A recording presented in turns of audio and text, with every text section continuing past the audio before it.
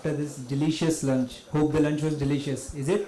Yes, yes, very much. I couldn't get the energy. Like, have you not written the lunch? Is it delicious? Yes, yes. Yeah, okay. So starting with the third session for the day, we have with us Ms. Bhakti Shah. Ms. Bhakti Shah is a partner at SSP and Company, a distinguished chartered accountant and a registered valuer under the Companies Act. With close to 23 years of professional experience in valuation and corporate restructuring advisory, Ms. Bhakti Shah stands as a seasoned expert in her field. Her engagements include valuation of companies, businesses, financial instruments and intangible assets for mergers, demergers and other transactions. Her extensive experience also covers financial reporting and other regulatory requirements. Prior to her tenure at SSPA as a partner, she contributed during her 9 years service at PwC, PricewaterhouseCoopers and NM Raji and Company. Her commitment to the profession extends to active participation in the Valuation Standards Committee, where she played a crucial role in formulating all the valuation standards. She has also been a part of Valuation Committee at the WIRC of ICAI and is also a core member of the ICAI Valuation Study Group. Ms. Bhakti Shah's influence goes beyond committee work. She has co-authored her book named Handbook on Valuation, published by the Chamber of Tax Consultants. Her expertise has been shared at various seminars conducted at ICAI and ICSI related to valuations. Today we have the privilege of having Ms. Bhakti Shah addressing us on a compelling topic, which is case study on merger valuations. Before starting with the session, I'll request CA Rajesh Agarwal sir, Chairman Pune branch, to felicitate ma'am.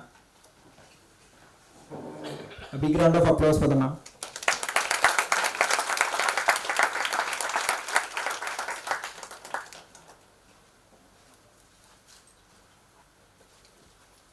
Without further ado, please join me in welcoming ma'am for this wonderful session. As he said, I had a delicious lunch. So I'm a little worried that hope I'm able to keep you guys awake. So please cooperate and please participate. I'm going to make this session a little interactive. I think so the previous session also was on mergers and acquisitions. And maybe there may be a slight overlap. So in case you feel that it's being repeated, just let me know and we'll skip certain slides then.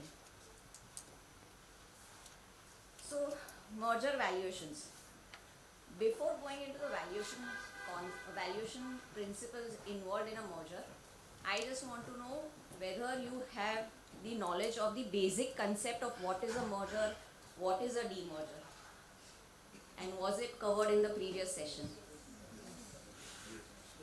So can someone explain what is a merger?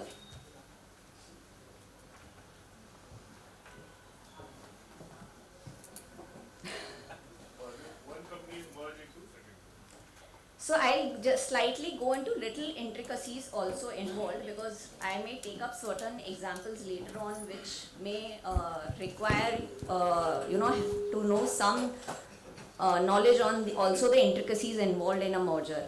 So as he said, merger involves combination of one or more company into another company. So in this example, as you see, there is A Limited. There is a proposal to merge A Limited into B Limited. What does that mean? The entire business of A Limited, which includes its assets, liabilities, intangible assets, contracts, employees, everything will be transferred to B Limited. A Limited loses its existence in this case, post-merger. The surviving entity will be B Limited, which has to allot shares to the shareholders of A Limited. So post-merger, B Limited will have two sets of shareholders. One is existing shareholders and the shareholders of A Limited. Here, also one needs to keep in mind that when we talk about demerger, that will be slightly different. So that's why I'm trying to bring out the difference, because there will be a case study where I have covered merger and demerger both and how valuation needs to be carried out. So I wanted to spend some time. I know the previous session also you would have captured it, but I'm slightly going into detail here. Now, for the purpose of merger, how does B know how many shares it needs to allot to the shareholders of A Limited, for which they require a registered valuer who will recommend a share exchange ratio. And how will the valuer come to a share exchange ratio? They will have to carry out the valuation of shares of A Limited, they will have to carry out the valuation of shares of B Limited, and then recommend a ratio. There are a lot of examples in this space. Classic one, PVR, Inox Leisure, HDFC Bank, IDFC Bank. Now let's look at demerger. Almost similar to merger, however, two major differences here. In this example, there is A Limited, which has two divisions, undertaking A1 and undertaking A2. A Limited proposes to demerge undertaking A2 into another existing company, B Limited, which has its own business. Again, B Limited needs to allot shares to the shareholders of A Limited in this case. However, here, post demerger, A Limited will continue to exist with its residual business undertaking A1, and B Limited will have two divisions. One is its own division and the division which has it acquired from A Limited, and it will have two sets of shareholders. Now, how does B Limited recommend how many shares it needs to allot to the shareholders of A Limited? So here it will be dependent upon a share entitlement ratio which is recommended by a valuer.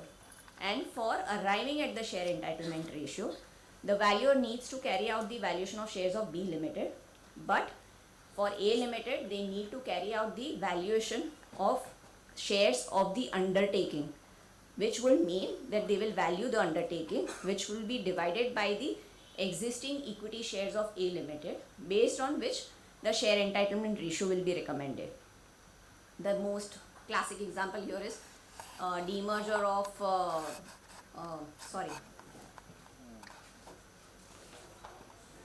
demerger of lifestyle business of Raymond Limited into Raymond Consumer Limited, then demerger of consumer product business of Tata Chemicals into Tata Consumer Products Limited. So far clear with these concepts? Now, which are the key regulations which gets triggered whenever there is a merger or a demerger? Can anyone answer that?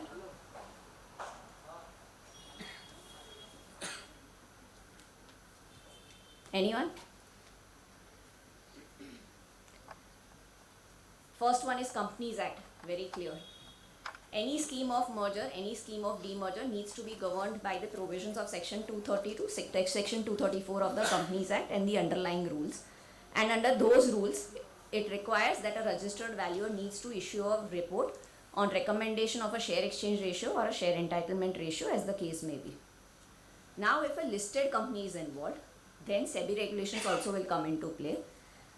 The critical ones being the SEBI LODR regulations and the SEBI Master Circular of 30th June 2023.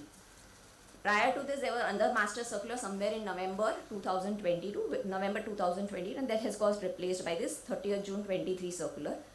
Then the NSE Master Circular of June 23, and there is a BSE Circular of May 2017. We will deal with the circulars separately, how it has an impact on the valuation and what the valuers need to take care of while carrying out the valuation when a listed company is involved. Third one is the stamp duty.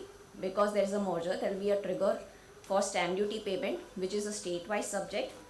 Generally, most of the states will have the stamp duty payable either on the value of shares allotted and or the immobile property being transferred. Generally, this will be the case, but every state has a different law for this. Under income tax, there are specific provisions dealing with the tax implications in the hands of the shareholders and the companies. Apart from this, FEMA regulations may also get triggered if there is issue of shares by a transferee company to the shareholders of a transferor company, for which there are two conditions. One is the scheme needs to be approved by the NCLT and SEBI in case of listed companies, and secondly, while filing the form FCGPR, the valuation report which is there of the registered valuer also needs to be submitted. Valuation approaches and methods. Any business valuation, any share valuation, what are the valuation methodologies that you adopt? Can anyone answer that? I am sure that has been covered in the previous presentation. Yeah? Which are the other methods? Income, market and asset. Yeah. So primarily three approaches. Income approach, which means discounted cash flow method. Market approach will have primarily three methods: market price method, comparable companies multiple method, and comparable transaction multiple method. And then the cost approach, where it is net assets value method or the replacement value, the realizable value method, if it is applicable to a particular case. There is going to be separate session, I believe, tomorrow also on the methodology. So we are not going to discuss about valuation methodologies here. I just wanted to bring out what are the general methodologies. So even in a merger valuation, it's like a normal valuation, just that there may be certain nuances to a merger valuation which one needs to take care of. Now for a valuer, his objective is to recommend a share exchange ratio or the share entitlement ratio. Now for that, his attempt is to arrive at a relative value. Relative value does not necessarily mean fair value. So what is relative value? So as we said in the first example, A Limited is going to merge into B Limited. So what they are saying is, valuer has to work out the relative value per share of A Limited and the relative value per share of B Limited. How does one arrive at it? So the only thing that the valuer will try to attempt is to use similar approaches, use similar methodologies, and also even attempt to apply similar weightages. Then we can say that it's a relative value. However, there are certain exceptions to it. So which are the exceptions? Say if I'm merging an investment holding company into an operating company, how will one value operating company? Can someone say? Yeah. So either a discounted cash flow method or a comparable companies multiple method or a comparable transaction multiple method. How will you value an investment holding company? Yeah, so primarily it will be a net assets value method, whereby you will replace the value of investments by its underlying fair value. So in this case, you may not be able to say that I'm applied similar approaches and similar methodologies, but it's an exception. Let's look second example, where there is a merger of unlisted company into listed company. Now for the listed company, under the market approach, you will be able to use a market price method. Unlisted company, you will not be able to use a market price method, and therefore you will not be able to give a weightage to market price, but you may use a comparable companies multiple method. So here also there is a slight deviation because I am not using the exact methodology, though the approaches may be same. Third example again is a demerger of a division of a listed company into another listed company. Again, listed company you will use market price, but for the division you don't have a separate market price which is quoted on a stock exchange. Even though the company from which it is getting transferred is listed, for the valuation of the division you will end up using only a comparable companies method or a DCF method, and market price cannot be applied. So again here you may use similar approach, but similar methodologies is not possible. As a valuer, there are couple of Supreme Court and High Court judgments which are quite old but are important to know for our knowledge. As to previously, if you look at few years back, before the registered valuer rules came in, there were no rules, there were no principles, there were no guidelines which were laid down by the regulators. Everything has come in post the registered valuers rules were introduced. So how did the valuers conduct their valuation? So some of the principles came out of this case laws. The first important one was of Hindustan Lever Employee Unions versus HLA, where it was held that by the court that it is well accepted to use a combination of three methods. So it talked about asset value, yield value, market value. Obviously over the years things have changed, but I am talking about the genesis of how this averaging of methods and everything came in. The second important judgment was in the case of Mihir Mafatlal versus Mafatlal Industries and Dinesh Lakhani versus Park Davis. Here the courts held that exchange ratio will not be disturbed by courts unless it is objected by the shareholders and found grossly unfair. So previously, if you would have seen, there were various litigations that used to happen in the courts for merger and demerger schemes, which lately those have reduced, obviously because the registered valuer rules have come in, and there are a lot of principles which are now, you find it in the books, and that's why those litigations have reduced. But in the past, this case laws were very important, and I will recommend everyone to go through this case laws. Now coming to how does a share exchange ratio is reported in the report. How do you arrive at a share exchange ratio, and how should one write it in the report? So if you look at the left side, we are talking about merger of company A into company B. The valuer has carried out valuation under three approaches: asset approach, income approach and market approach. Now the valuer feels the asset approach is not relevant because the companies are operating companies, and what is relevant is the market approach and the income approach, and he has assigned equal weightages. If you see, he has used similar approaches, he has given similar weightages to both the companies and then arrived at the relative value per share. The relative value per share of company B needs to be divided by the relative value per share of company A. It gives you a number 2.5. Now how do you put it in the report? So the way to put it in the report is, you will give 2 equity shares of company B will be allotted for every 5 equity shares of company A. The last 2 lines is the one which is the ratio which has to be recommended in the report by the valuer. Similarly, in the case of demerger, there will be a similar way of putting the ratio. The only difference is here you are doing a valuation of an undertaking, not the valuation of the entire company. The ratio format remains the same. So in common parlance, for merger generally people will use the terminology share exchange ratio, but when it comes to demerger, most of the firms will use the terminology as share entitlement ratio. Now if there is a merger of an unlisted company into listed company, there are certain additional requirements which as a valuer should be aware of. The latest SEBI master circular has laid down that if there is a merger of an unlisted company into listed company, or if there is a demerger of a division of an unlisted company into listed company, then one needs to also look at the ICDR pricing per share of the listed company. Now as per the ICDR provisions, what is the pricing formula for a listed company? It says that the price per share of a listed company cannot be lower than higher of the 90 trading days volume weighted price preceding the relevant date, or 10 trading days volume weighted average price preceding the relevant date. Now this ICDR provisions is primarily for preferential allotment in case of listed companies. But the SEBI master circular on mergers, on scheme of mergers, has said that one needs to also see this. Now what is relevant date? There is a relevant date definition which has been given in the SEBI ICDR regulations, but that talks about only preferential allotment. For merger, the SEBI master circular has clarified that a relevant date for the purpose of any scheme of merger or demerger is the date of board meeting on which the scheme is approved. So if the board meeting is today, the market price up to yesterday needs to be considered for the purpose of, so market price means 90 trading days volume weighted price up till yesterday, or 10 trading days volume weighted price up till yesterday is the basis of how you need to compute the price. Now let's look at an example. If you look at the previous slide, on the left side, the value per share of company B, assuming it's a listed company and company A is unlisted. The relative value per share of company B is 295. I carry out the ICDR formula, and based on the ICDR formula pricing, this value per share of company B comes to 270 rupees. Whether my exchange ratio will undergo a change? Would anyone like to answer? No.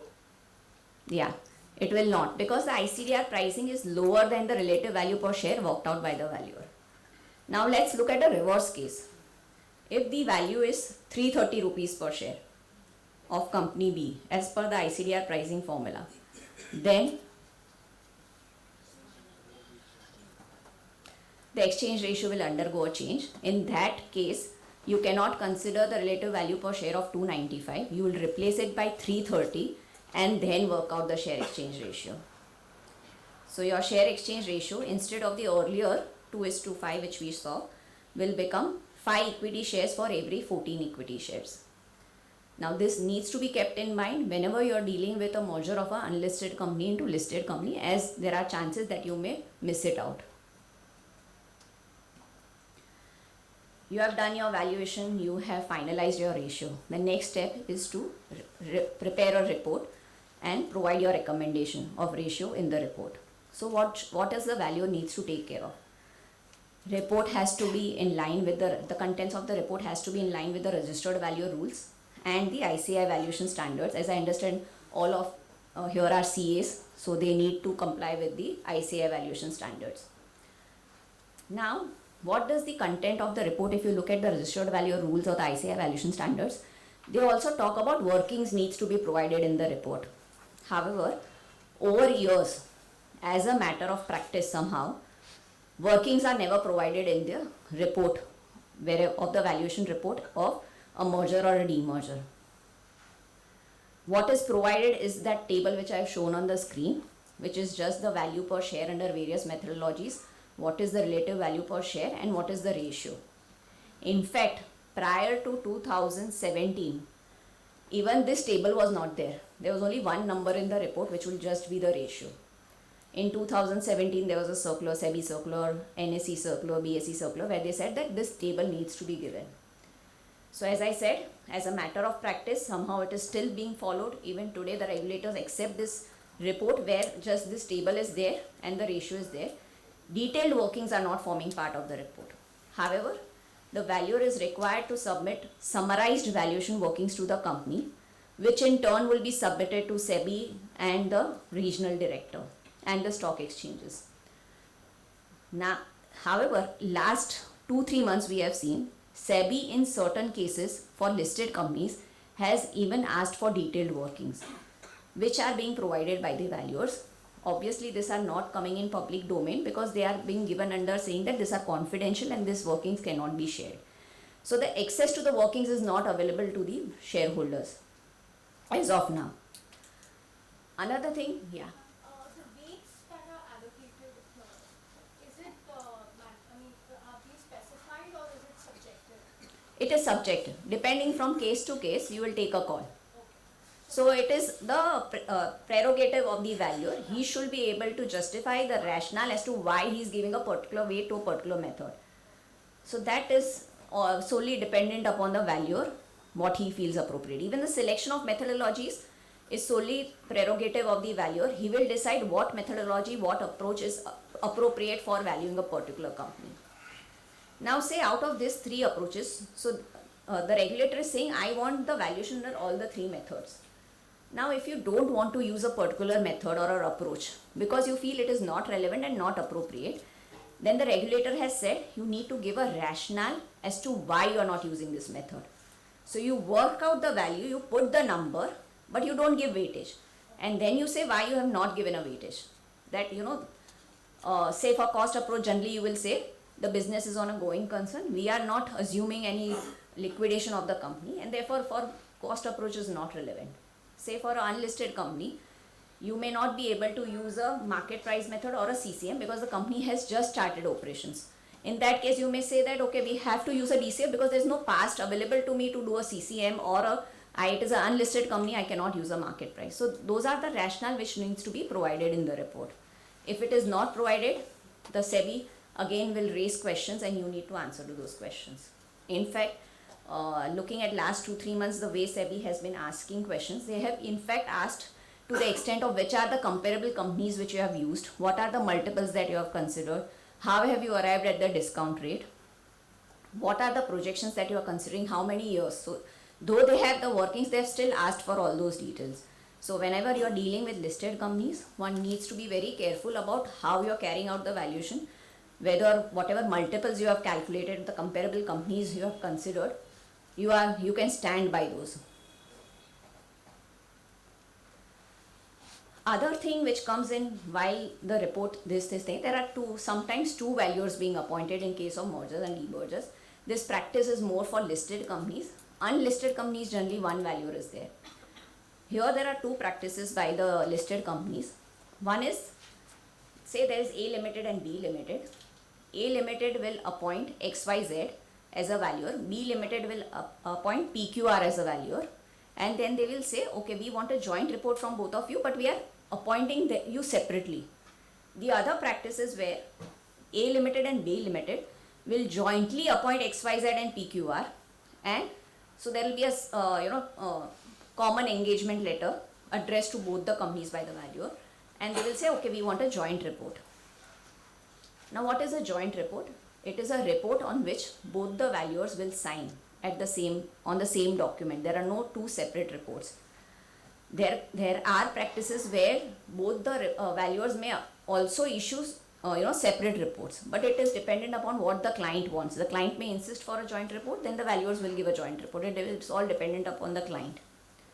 Now, how does one arrive on the ratio? Because it is, chances are there that PQR may do his own workings, he will do his own methodology, and he may arrive at a particular ratio, and XYZ will do his own workings and he may arrive at a different ratio. Whether it is advisable to give two separate ratios, or it is better to have a consensus on the ratio. Yeah. So there was this case of Hindustan Siba GG and Sandoz India merger, where they had appointed, it's 1997 case, where they appointed some three valuers. All three valuers gave three different ratios in their report. The board of the companies in turn, they said let's average the ratios, and they went ahead and gave the ratio recommendation based on the average. This was objected by the minority shareholders. The court appointed a fourth valuer to give a ratio. So basically this consensus on ratio also has come from this legacy that the minority shareholders will always think that the board is biased, but need not be the case every time. So it's better to have a consensus on ratio rather than the board selecting its own ratio. So as I said, methodology, again, even if there is a joint report, both the valuers as a practice, they have their own methodology, they will have their own valuation workings. They try to arrive at a consensus on the ratio, and there may be minor rounding off required to arrive at the consensus on the ratio, which is all okay, and they mention it on the report also clearly that to arrive at a consensus they have done certain rounding off in the report. Here one more important thing is that the client has to give clearly same set of information to both the valuers. There cannot be different set of information to valuer 1 and valuer 2. Then there cannot be ever a consensus on the ratio.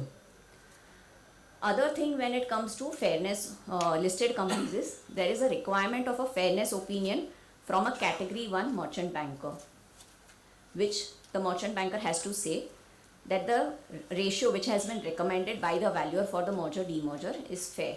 Now how will he arrive at the conclusion?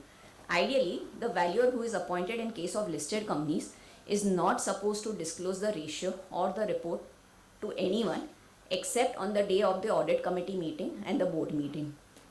So how will a merchant banker know what is the ratio recommended? Again, here there are no guidelines, or there is nothing written in writing where you know what is the process.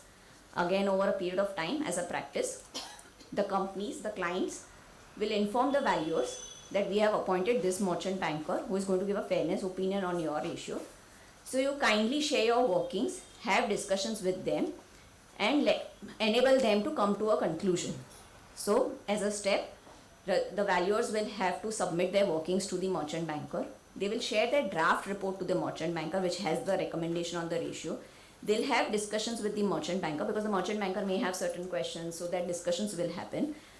The merchant banker in turn will also do their own analysis, and after that they'll recommend their opinion as to whether the ratio which is recommended by the valuer is fair or not. Obviously this is more from listed companies, but I think so listed companies there are a lot of nuances, that's why I'm getting into it. Now comes the time where the valuer needs to submit the report. Again, this is more for listed companies. Unlisted companies, you may not have all these processes. So what is the process? The report first,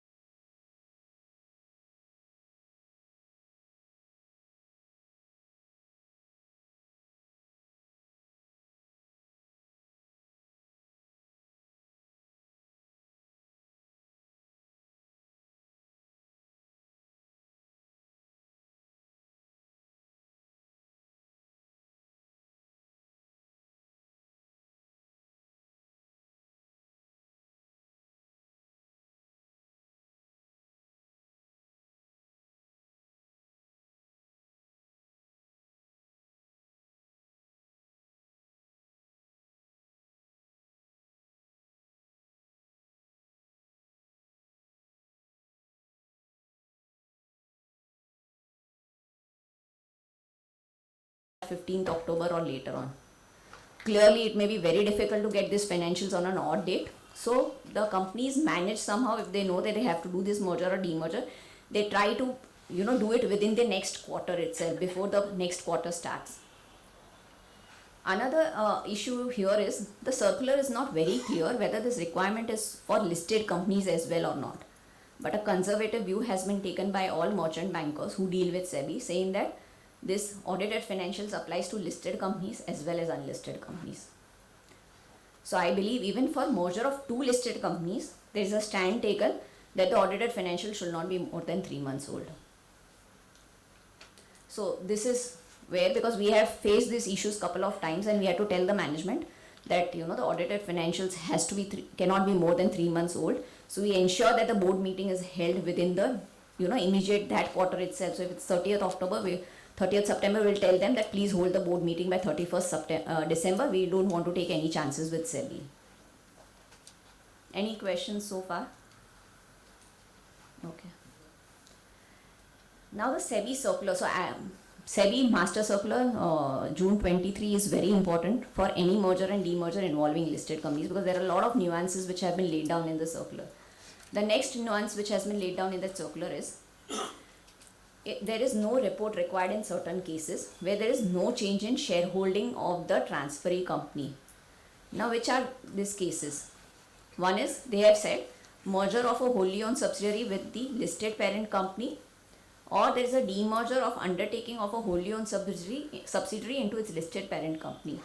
Why there are these two exceptions? Because in both these cases, the listed parent company will not allot any shares, because they are holding shares in the wholly owned subsidiary.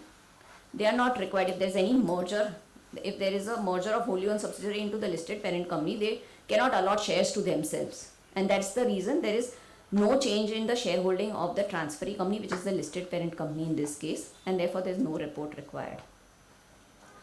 The second instance which they have laid down is, a report is required on the share exchange ratio or a share entitlement ratio, but a valuation is not required. What we discussed in the initial slide, we said, for any ratio to be recommended, I need to work out the relative value per share. But there are certain instances where you can recommend a share exchange ratio without carrying out a valuation. So let's look at those instances. Here you have A Limited. A Limited has two divisions, division X and Y. A Limited proposes to demerge Y into a new company. New company does not have any business as of now. Now here it is possible to give a ratio without carrying out a valuation.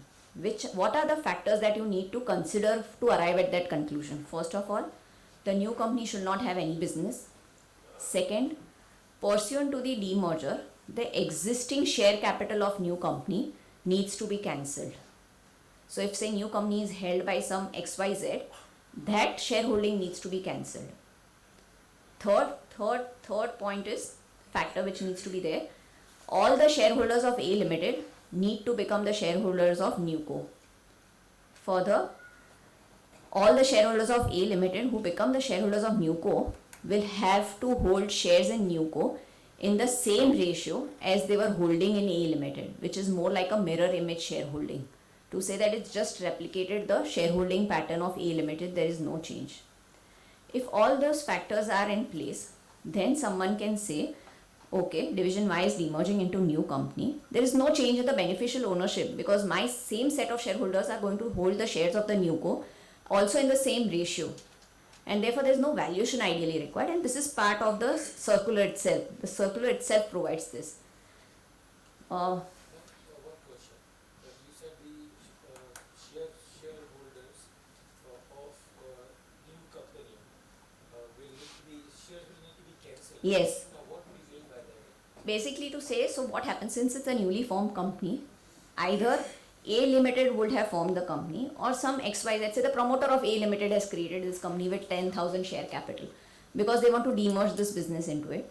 So say if that promoter is holding 10,000 shares in new company, that shares needs to be cancelled. He will no longer hold these shares. So you basically create a company which is virtually a new company. Yes. But they need to create it because before they need to have the company in place to demerge this division. So if, My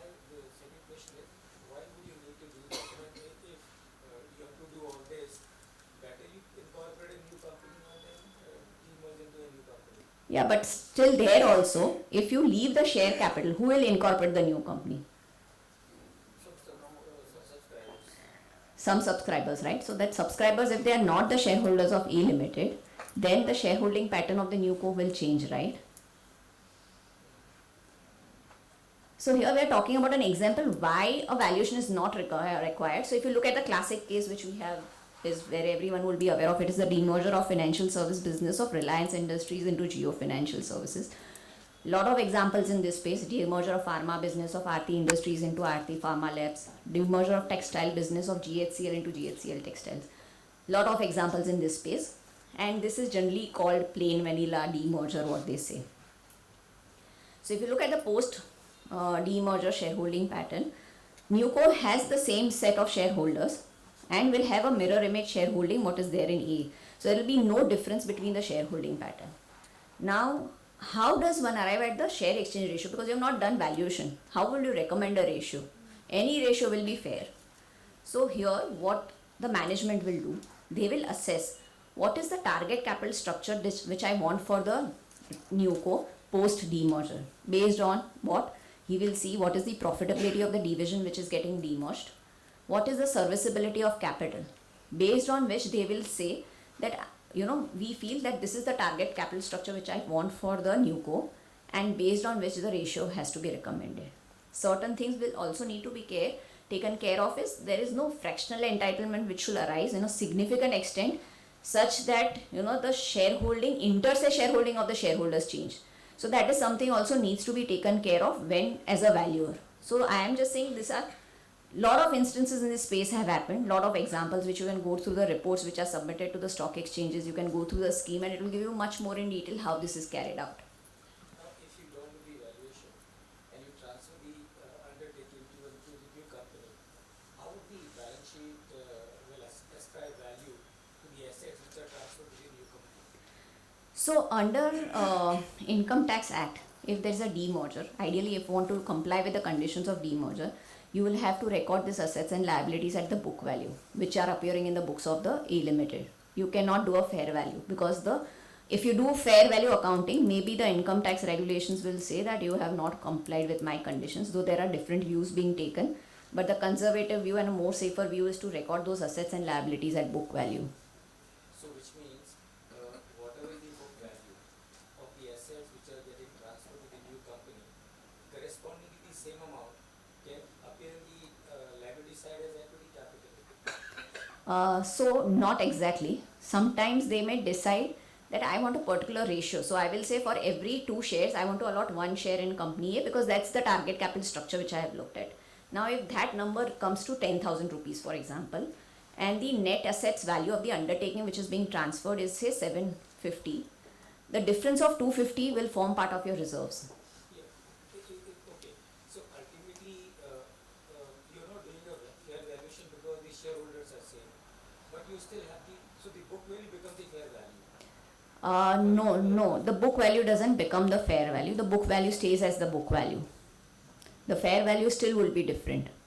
So if I value the company, so if you look at Geo Financial, if you look at the net worth which is being transferred and the price at which it has got listed has no relevance. The price at which got listed is the fair value of the business which had got transferred, but the book value may be much less.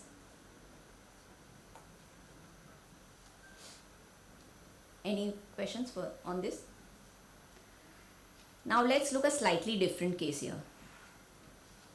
You have A Limited here which has 2 divisions, X and Y. There is B Limited which is an existing company having its own business with its own division Z. The proposal is to demerge division Y of A Limited into B Limited.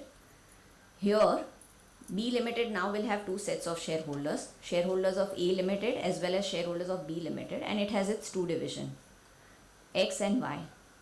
Now here, can you do a valuation? Can you give a recommendation of ratio without carrying a valuation?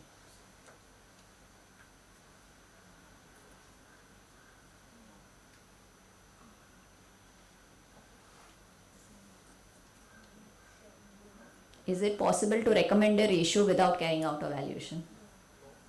Reason? Yeah. Also, company has its own division. The existing shareholding of B Limited is not being cancelled.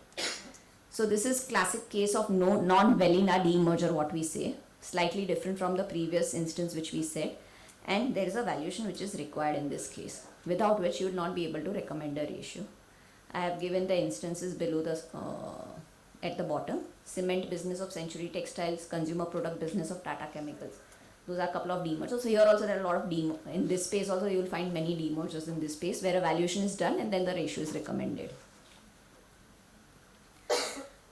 One more instance which is not covered in the SEBI circular. This is quite different. Not many instances in this space. So if you look at the screen, there is an operating company which has two sets of shareholders. Promoter company holding 20,000 shares with 20% stake, and other shareholders holding 80% stake and 80,000 shares. Promoter company in turn is held by the promoters. The proposal here is to merge the promoter company into operating company. The operating company will cancel the 20,000 shares which are held by the promoter company and allot that same number of 20,000 shares to the promoters. Now if you come to the right side, that's the structure post merger. Now the operating company has 20,000 shares, 20% stake held by promoters directly instead of the promoter company, and 80,000 shares are still continued to be held by the other shareholders. This is commonly known as collapsing of holdco structure basically. Now here you can give a ratio without carrying out a valuation. What are the factors which one needs to be sure of here? The promoter company cannot have a negative net worth. Second, there is no change in the shareholding interest of the other shareholders. If you see in our case, they continue to hold 80,000 shares, they continue to hold 80% stake. There is no change in the share capital of operating company because they are cancelling 20,000 and allotting the same 20,000 to the promoter. Apart from this, 2 points are there which needs to be taken care of in the scheme of the arrangement, and also the value needs to obtain a management representation letter. One is expenses pertaining to the scheme needs to be borne by the promoter or the promoter company. The operating company cannot be asked to pay anything for this, otherwise the minority shareholders will create any issues. Second, any liability that may arise in future on account of any litigation pertaining to the scheme needs to be borne by the promoters. If all these factors are in place, then ideally one can recommend a ratio without carrying out a valuation in this. Now, what is the ratio which the valuer will say? He will say 20,000 shares will be allotted to the promoters of the promoter company. That's it. So there is no ratio the way we say, but it's very simple. Means you can give a ratio. You can also say that okay, for every 5 shares held by the shareholder of promoter company, 1 share of operating company will be allotted. Anything will work, but that should not exceed this 20,000 shares. Couple of cases here is of Hero Motor Corp, Welspun Corp. There is, I think so last year there was Rossell Industries, if I am not wrong, where also this has happened. But very few cases, you will not find many in public domain here. Now we will look at certain issues or challenges which you face while carrying out a merger valuation. Appointed date. Say I have a board meeting today, 2 board meetings. One where the appointed date for the merger is 1st October 2023, and there's another board meeting for some other group where the appointed date for the merger is 1st Jan 2024. What should be my valuation date in both the cases?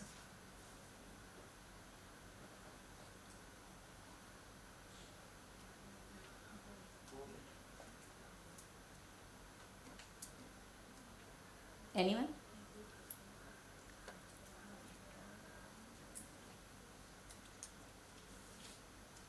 Someone would like to attempt?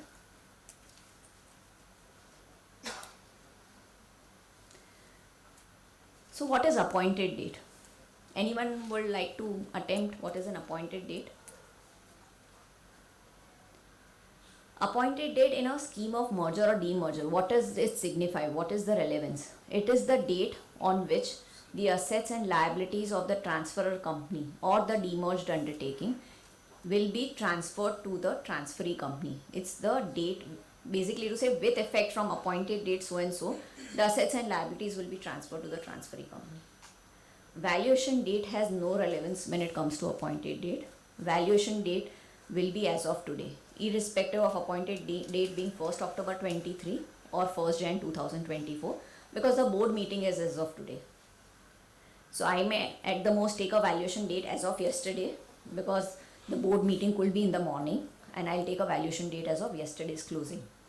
So here one needs to be very careful that a prospective appointed date or a retrospective appointed date has no relevance on the date of valuation. Now in any merger, demerger, you will always know there will be certain benefits arising out of synergies. It could be by way of reduction of administrative cost, or it could be operational efficiencies. Whether one needs to consider these benefits in the relative valuation which the valuer needs to carry out for arriving at the ratio.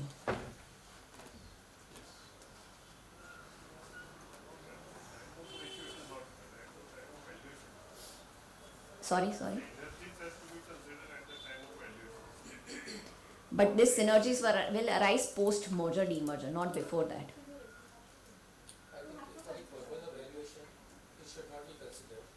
But synergies are the prime reason as to why these two companies are merging, and the benefit of synergy will accrue to the shareholders of both the companies in any case post merger. So in my view, should not be taken into account at the time of the valuation. Yeah, he's right. Basically, no synergies can be considered because the synergies are going to arise only post merger, and as he said, it will be available to all the shareholders. When I do the valuation of the company, I'll do it on a standalone basis, that if they are operating separately, how will the value look like, based on which I'll carry out the valuation and recommend a ratio. I just have a doubt, but wouldn't you want to consider the synergy value which will accrue to the shareholders in future, which is a part of your DCF valuation? But both the shareholders will get the benefit, no? It's not accruing to any one shareholder. Yeah, to both the entities. Then where is the question? Then both are going to share. Another complication which arises, say if there is A Limited and B Limited, A Limited is merged into B Limited and B Limited is holding certain shares of A Limited. So how would one capture, while valuing B Limited, how does one capture the value of investments in A Limited?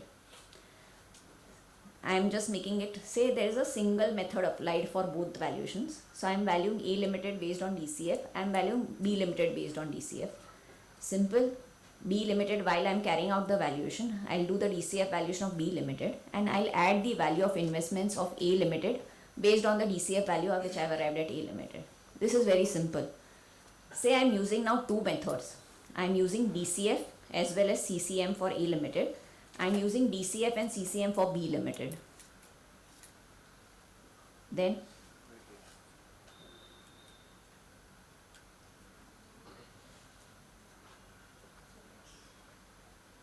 and relative value will be worked out based on the average of the values of both methods. Then how would I consider the value of investments of A Limited in B Limited?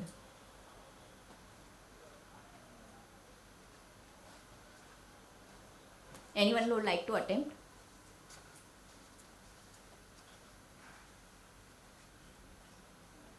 Present value. No. So in B Limited, when I do the CCM valuation for B Limited, what I'll do is, I'll carry out the CCM value of B Limited's business. I need to add the value of investments in A Limited, which will be based on the CCM value of A Limited. I will not take the combination of two methods, basically to say the average value and then plug it in CCM. Similarly, when I'm doing the DCF value of B Limited, I'll take DCF value of B Limited, I'll add the value of investments in A Limited at its DCF value and then arrive at a relative value. I believe this approach is more appropriate rather than taking a relative value which is worked out on two methods and incorporating into the B Limited valuation. Let's look another instance for closely held companies. When I'm talking about closely held companies in this specific case, I'm saying it's closely held companies held by the same family, where there are no disputes and everything, and it's a cordial family relationship. And there is a group company merger within the group, which is A Limited is merging into B Limited and both the companies are held by the family. whether I can recommend a ratio just by doing a net assets value method. And when I say net assets value method, it is just book value of assets minus book value of liabilities. Can I recommend a ratio based on this?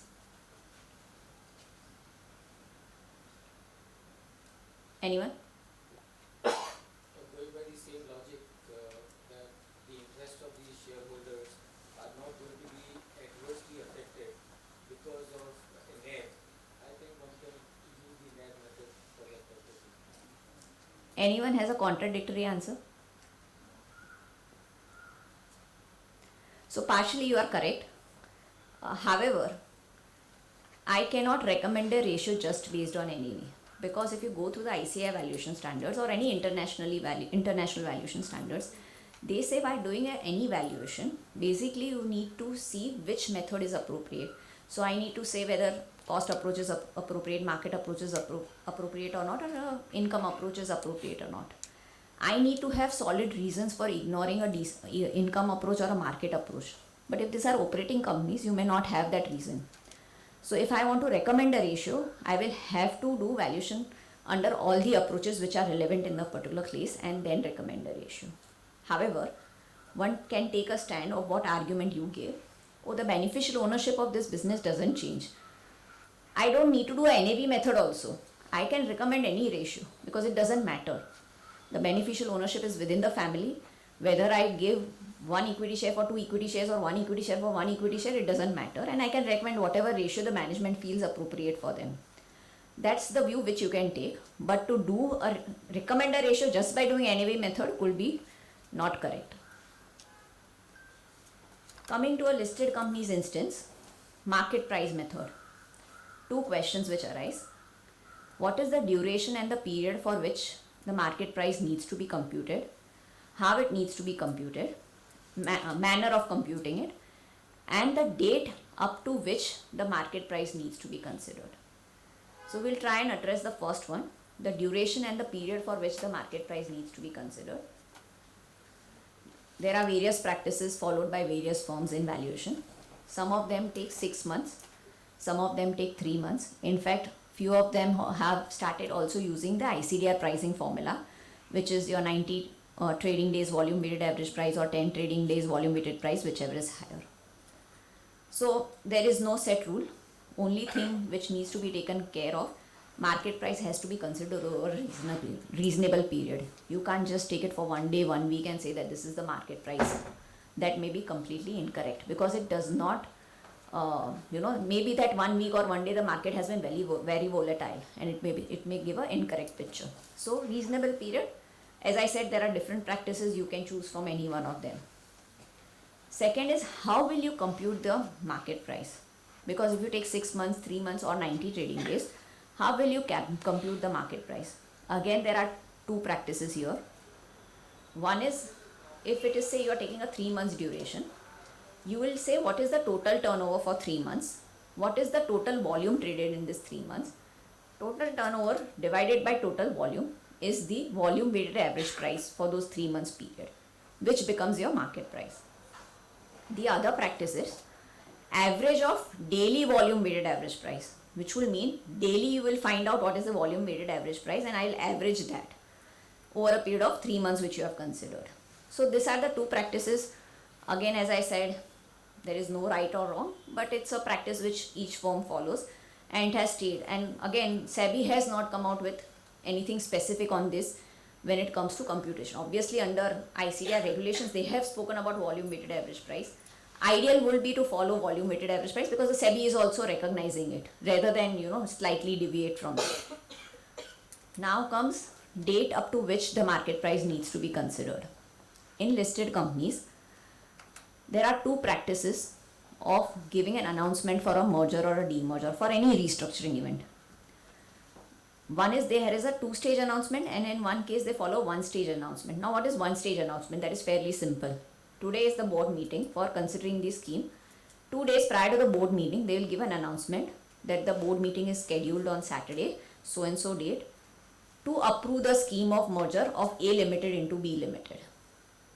Fairly simple, very clear, market prices needs to be considered up to the date of the announcement. You cannot consider market prices after that. Now comes a case where there is a two-stage announcement. In the first announcement, again there are two practices here. Sorry, it's more confusing, but I'm just laying down whatever practices are there in this. One practice is there. Company will say the board has given an in principle approval for the merger of A Limited into B Limited, and committee is formed to consider to appoint various agencies like the lawyers to draft the scheme, valuers to work out the exchange ratio. And after that, later on they'll come with a second announcement where they will say that okay, now the board meeting is being held 2 days later to approve the scheme and also take the exchange ratio on record.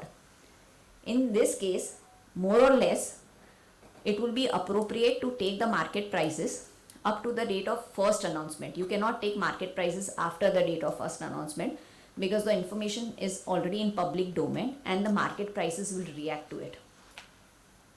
Very rarely you will find a case where the market prices have not reacted.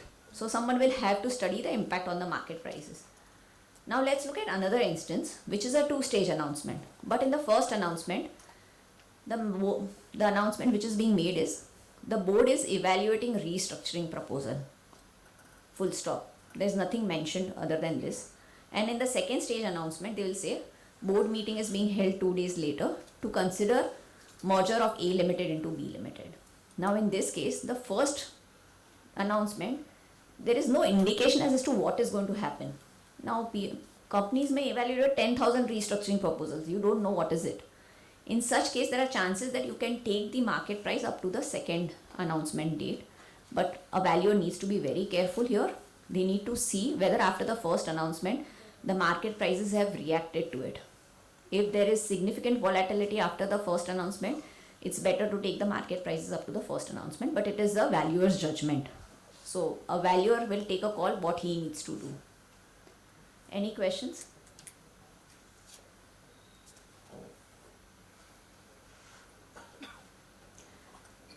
Very simple question. A Limited has a face value of 100 rupees per share. B Limited has a face value of say 10 rupees per share. The relative value, what we have seen in the first slide, continues. Whether the face value of shares of A Limited and B Limited will have any implication on the share exchange ratio?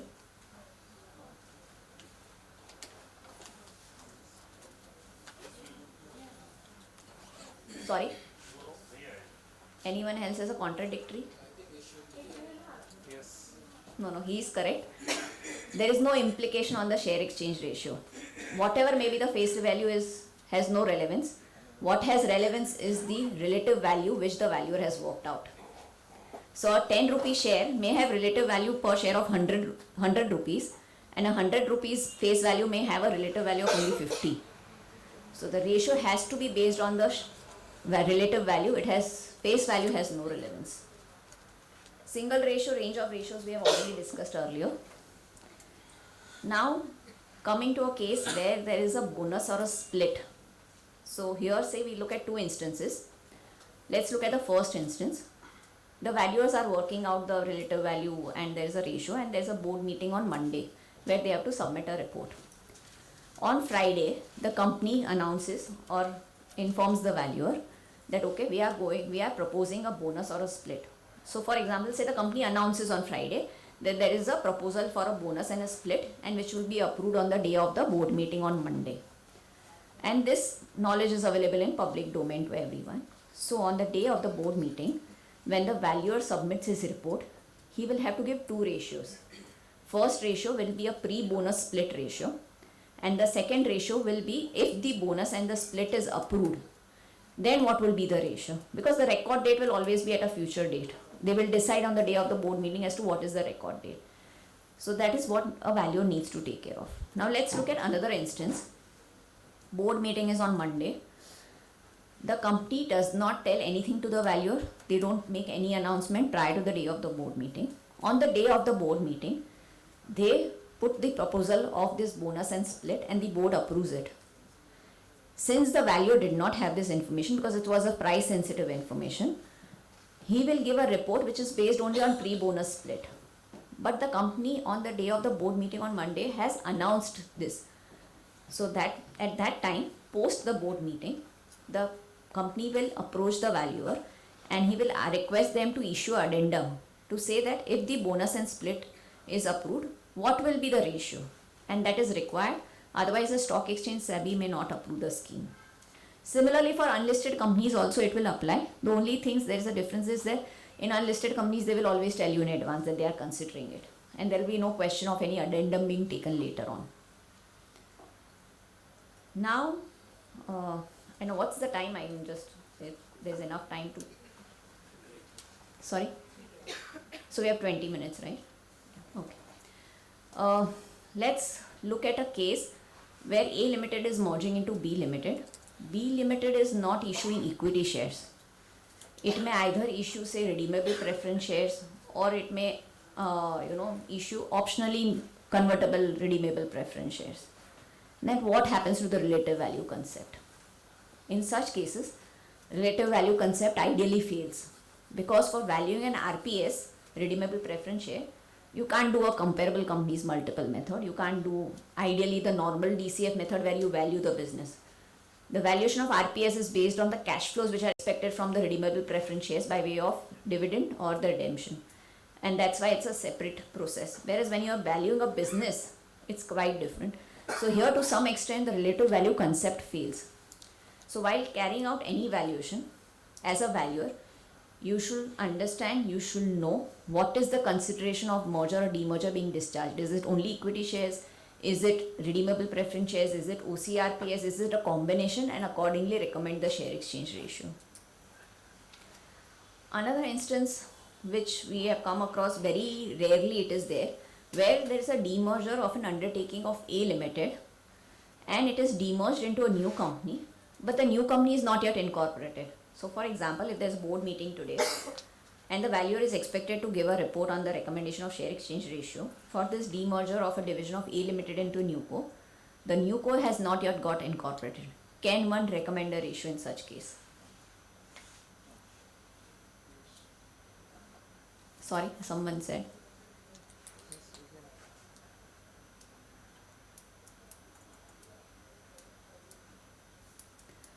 It is possible to recommend a ratio. There are 2-3 instances which I am aware of. I'll give the names. Here you have to ensure that you, in the draft scheme, you need to obtain the draft scheme from the management. The draft scheme should have what is the proposed share capital of the NewCo post on incorporation, that they are going to incorporate it. Means they will know, okay, we are going to incorporate this company with 10,000 rupees share capital, 1,000 shares with a face value of 10 rupees. That has to be put into the scheme. Secondly, one can also obtain a management representation letter from the company saying that this is what it is, based on which you can recommend a ratio. Generally, in all these instances, what I have seen, at the time the scheme is still at the NCLT level for being approved, the new company gets incorporated by that point of time. So by the time the scheme is effective, the new company would have got incorporated. There was one scheme of NDTV, there was one scheme of Raymond, but both these schemes were withdrawn for some different reasons. But in both these cases, there was a demerger of a division from Raymond Limited into a NewCo which was not incorporated on the day of the board meeting where the share exchange ratio was approved.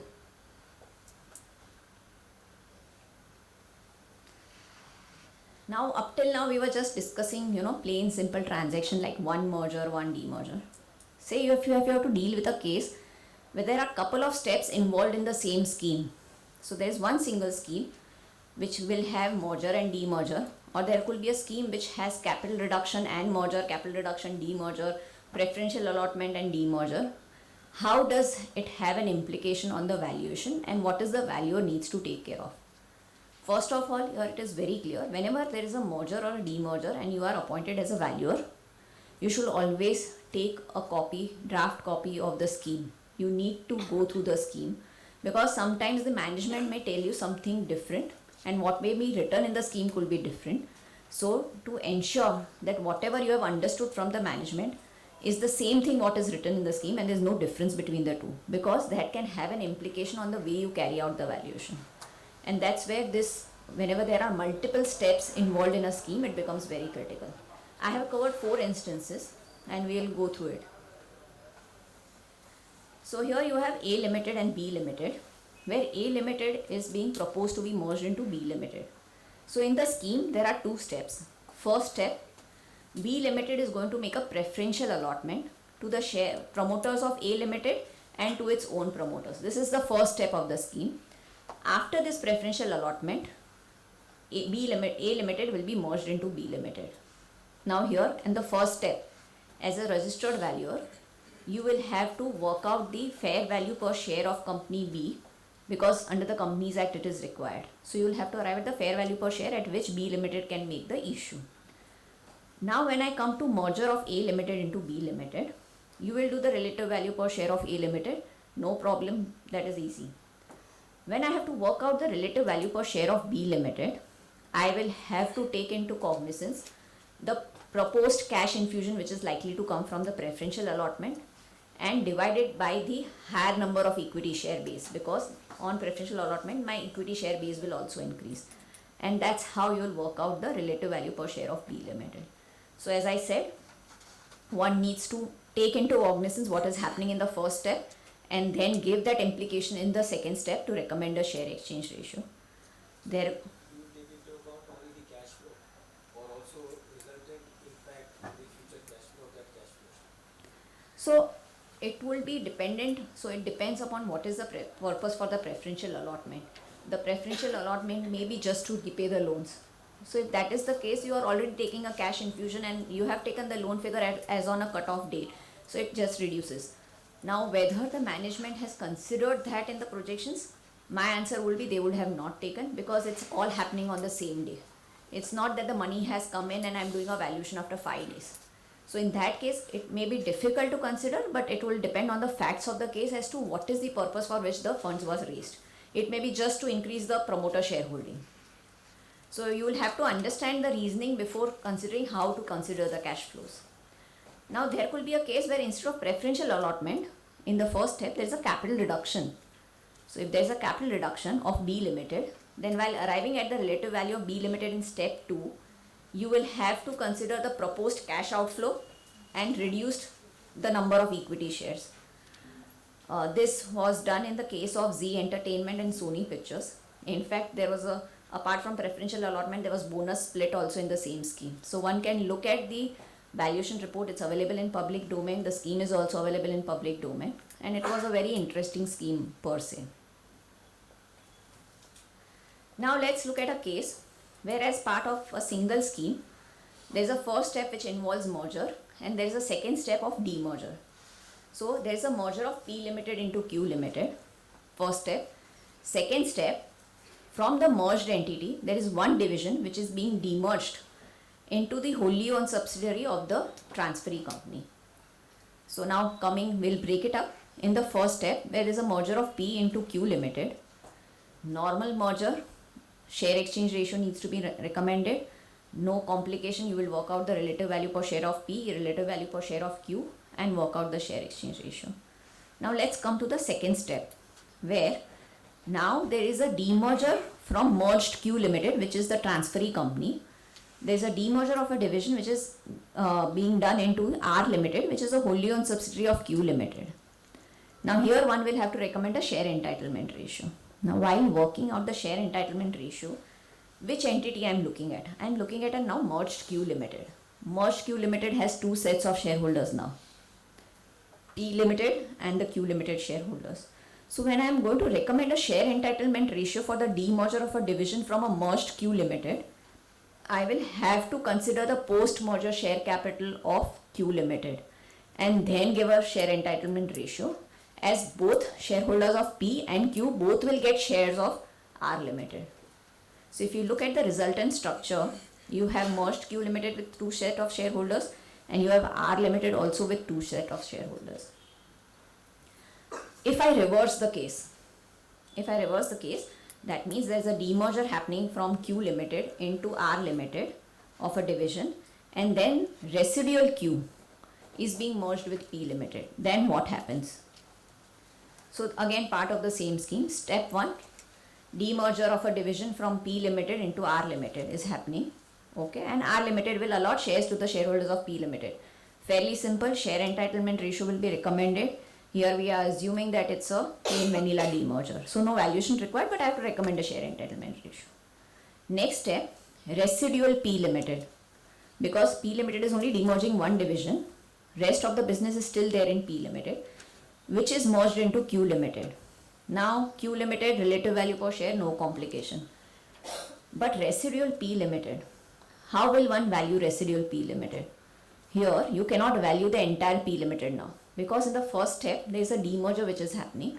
So when I am going to do the relative value per share of residual P for the merger into Q Limited, I will exclude the business value of the division which has gone out and then work out the relative value. Say if P Limited was a listed MD, for example, can I consider market price method in the second step? No, because there's a division which has gone out. I will not be able to consider market price even though P Limited is listed. So this is what you need to take care of.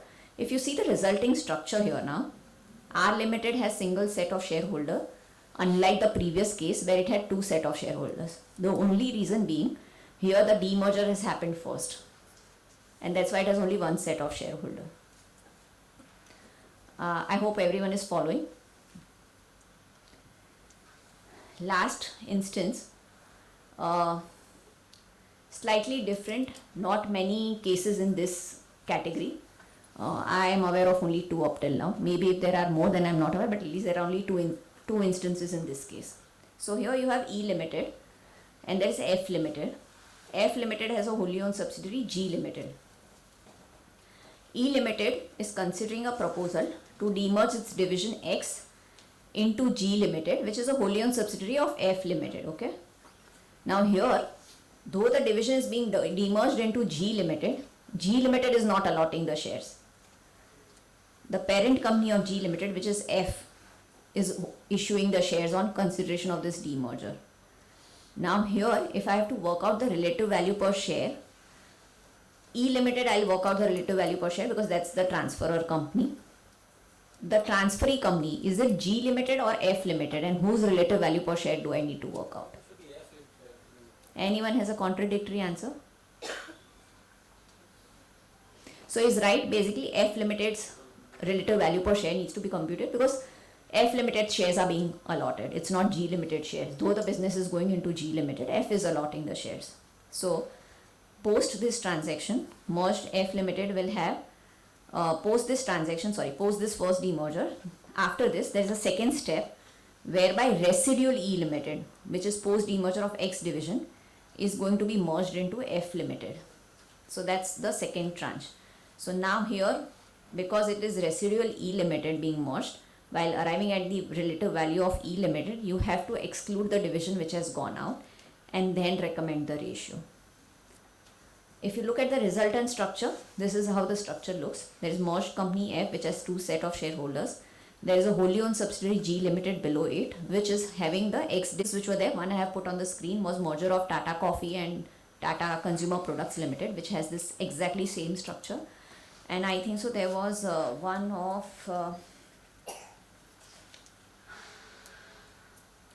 sorry, I don't have it right now here, but there's one more case in this. I think so Fortune Financial Services Limited, if I'm not wrong. I have seen only these two cases. So as I said, different structures, there may be more complicated schemes and there may be many more instances, but I have tried to capture 4 here in this session. So that brings me to the end of the session. If anyone has any questions, or I'll be happy to clarify. Ma'am, in case, Thank you. in case if company A is into a different line of business, having a different valuation method followed, and for B Limited also it is a different line of business, and both the valuation methods are different, then how do we reach those shares? So as I said, there are certain exceptions to this relative value concept, because if the businesses are different, you may, just as I said, investment holding company and an operating company, right? The business is completely different. You will not be able to apply similar approaches or even similar methods. So in that case, still it is called as relative value, but it's basically, ideally I can say it is fair value, but what we try to achieve is to say that, okay, for investment holding company, if I am doing say the net assets value method, which I'm giving 100% weightage because I'll not be able to apply any other method. And the operating company, I'll apply the other two methods. There is no way to bring out the relative value between the two because the business itself are not connected. But say if the businesses are interrelated, there is where you need to ensure that you assign similar weightages and similar approaches to come to the value. It should not. So for example, there is a promoter entity merging with a listed entity. Both are into similar businesses. The promoter company, someone will say that okay, past is not relevant, you take the projections and do the valuation. That means you will do DCF. And for the listed company, you will say, I don't have projections. You do it on the basis of my past earnings. That may be wrong. So in those cases, ideally you should insist the listed company to also give projections so that you are taking like to like. Or at least in the promoter company, you will say, I will use both the methods. I don't care, you may be saying it is irrelevant because this can ideally be an intention of the promoter to increase his shareholding in the listed company. That's why it is to be very careful. So you will try to ensure that to the extent possible you are able to work within that relative value concept. Bring it to one line.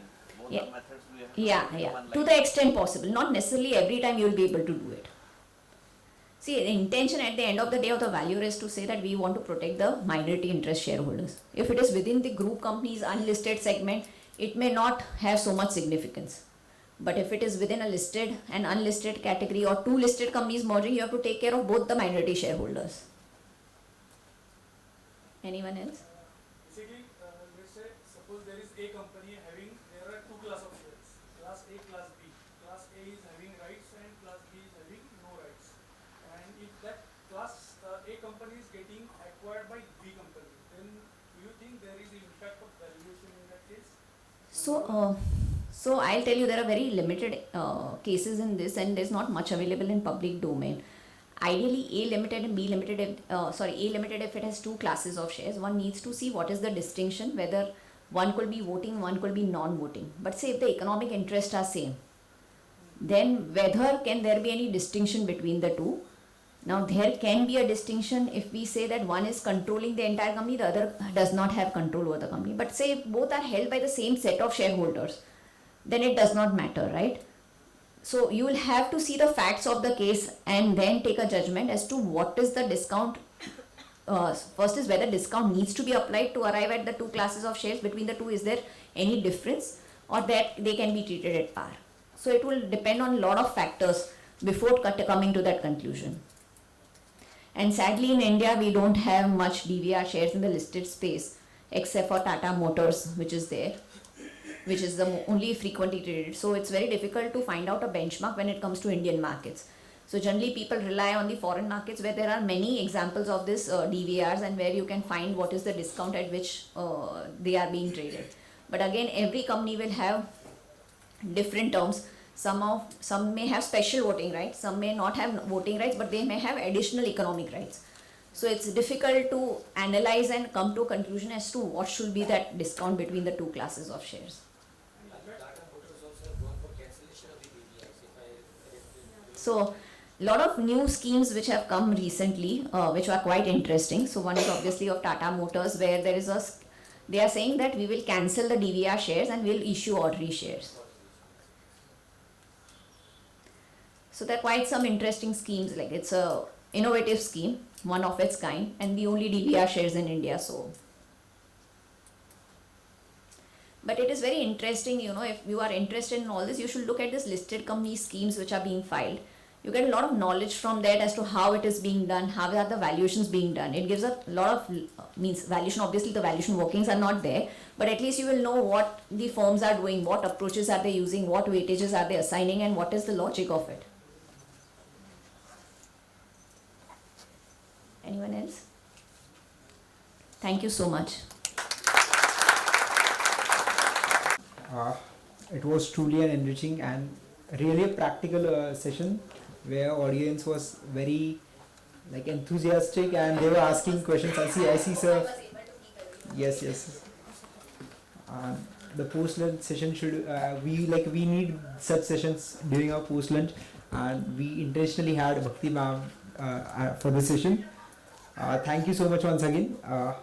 Before starting with the next session, I have a small announcement to make.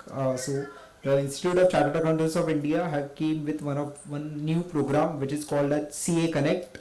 The details you can get on www.caconnect.ici.org. I'll just give you a brief about the program. So CA Connect is a portal for chartered accountants to be connected and get engaged professionally across India. This portal is an indigenous system of listing of CA firms or individual CA practitioners on the platform of ICAI.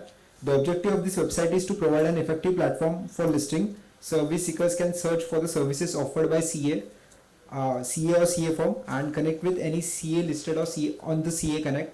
So where you can exchange services. If you're not dealing in particular line of services, then you can get references over there, and it could also be an kind of a marketing for you people to give like a wide variety of experience which you have during your own practices, so you can host those. So I'll request everyone to please go through www.caconnect.ici.org, and also there are plenty many connect meetings which will be happening. Once you register, you will get those emails and notifications when those meetings will be happening, either virtually or physically. Yes, okay, thank you.